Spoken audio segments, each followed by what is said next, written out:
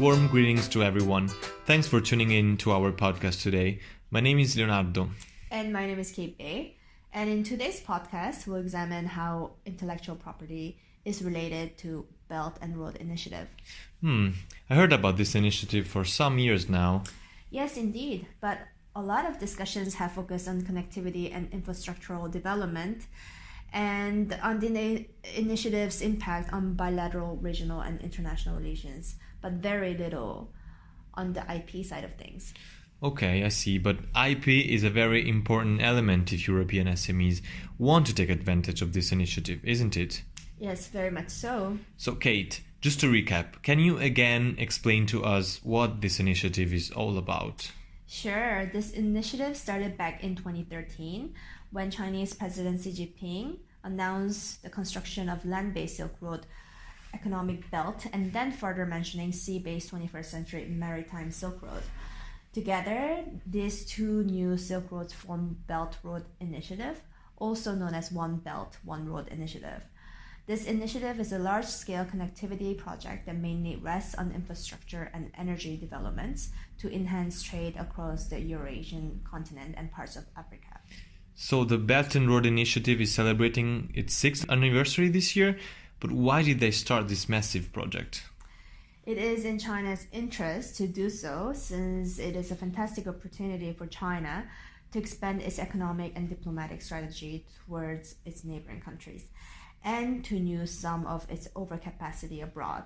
I see. Then what's in it for the interest of European SMEs? Well, it covers over 70 countries, accounting for about 65% of the world's population and around 1/3 of the world's GDP.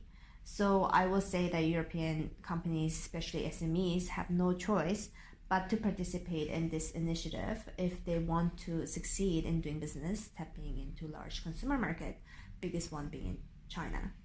Then in which sectors can European SMEs benefit from this initiative? Well, I can broadly think of 9 sectors. First one being infrastructure, such as railways, oil and gas pipelines, or financial and professional services, such as assisting Chinese companies in international trade, and financial and agriculture and environment, i.e. improving China's food security, investing in environmentally sustainable agricultural infrastructure. Others being manufacturing and transport, such as construction of high-speed railways, ports, airports, hydropower plants, or energy and resources, e-commerce and logistics, healthcare and life sciences, tourism, and last but not the least, the creative and cultural industries. Wow, these fields seem to cover most business sectors. Then how is IP related to the Belt and Road Initiative? IP plays a crucial role in the implementation of the Belt and Road Initiative. All these industries just mentioned need extensive investment in IP acquisition, licensing, protection, and enforcement. Copyright protection and cultural creativity will obviously help to promote closer social ties between the people of Belt and Road countries. Trademark and branding activities are the foundation for entities that plan to expand their business to other Belt and Road jurisdictions. Patent regime and innovation are the primary drivers of technology transfers between China and other Belt and Road countries. I see. Then what kind of laws are applied within Belt and Road jurisdictions? Great question. The Belt and Road Initiative incorporates various types of law. Common law, being, say, in Singapore and Malaysia, continental law, such as in Central Asia, and Islamic law, as is in Middle East. And IP can be found everywhere in almost everything. This makes IP issue especially tricky since Belt and Road Initiative involves over 70 countries, as there is no one unified IPR regime. And what does this mean? This means that European companies should be aware of different IP regulations in different countries, but the main market that most businesses would be focusing on, again, would be China. Of course, over 1 billion population would be hard to ignore when you're doing business. Then how should European companies protect their IPR when doing business in China? Well, that's a very good and important question. It is crucial for European SMEs to remember that there is a first to file system in China. This means that companies may lose legal protection in China and take the risk of infringing others' trademarks if the same or similar mark has already been registered in China by someone else. Okay. Does that mean that if someone hijacks a brand by registering first in China, then the actual company cannot register their brand in China? Yes, unfortunately, in that case, then the company would have to try to buy back their brand from the registered counterpart or file for bad faith registration. Oh, that's awful. Then what is the standard of IP like in China compared to Europe?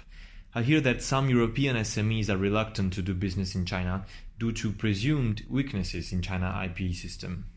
Well, it is in China's interest to strengthen their IP system, especially to make the Belt and Road Initiative successful, to prompt many companies to use this route to trade.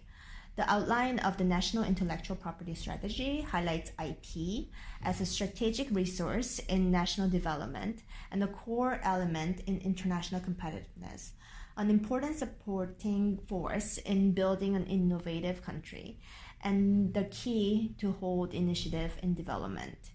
Again, it is in China's interest to have a well-functioning IP system because at the macro level, it can help to attract foreign direct investment.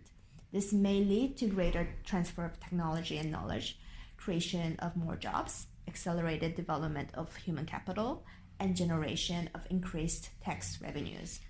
Okay, I see. Are there any IPR initiatives specific to the Belt and Road Initiative? Yes, in 2016, the Chinese government co-organized with WIPO a 2-day high-level conference on intellectual property for countries along the Belt and Road in Beijing. At that conference, China asked other countries to work together to prioritize IP as a system to promote innovation and to share the benefits of innovation. China mentioned that it could assist with cooperation in IP-related services, harmonization of IP rules, interoperability of databases, and joint human resources training. Also, in May 2017, China and WIPO entered into an agreement on enhancing Belt and Road intellectual property cooperation.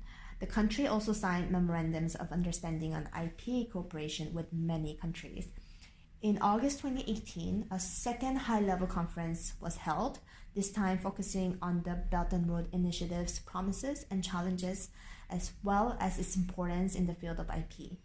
It sounds that although IP has not received much traction when it comes to the Belt and Road Initiative, a lot of IPR-related events have been happening thanks to that. Yes, you can rightly say so. Also, for small countries along the Belt and Road, the opportunity to connect with other countries, especially larger ones, will greatly enhance their ability to participate in global and regional trade, attract foreign direct investment, and develop regulatory solutions to combat cross-border problems. It is very important for European SMEs that see opportunities in Belt and Road project to strategize their IP beforehand. Thank you for listening to our podcast today. If you would like to learn more about IPR in China, please make sure to visit our website www.ipr-hub.eu. There you can find our infographics, webinar recordings, and video podcasts on a wide variety of subjects. Also follow China IPR SME Help Desk on Facebook, LinkedIn, and Twitter to keep up to date with our most recent IP material. And don't forget to subscribe to our Helpdesk TV channel of YouTube or follow us on WeChat. For questions, please reach out to us directly via question@china-iprhelpdesk.eu. We hope you enjoyed this podcast and hope you will join us next time again.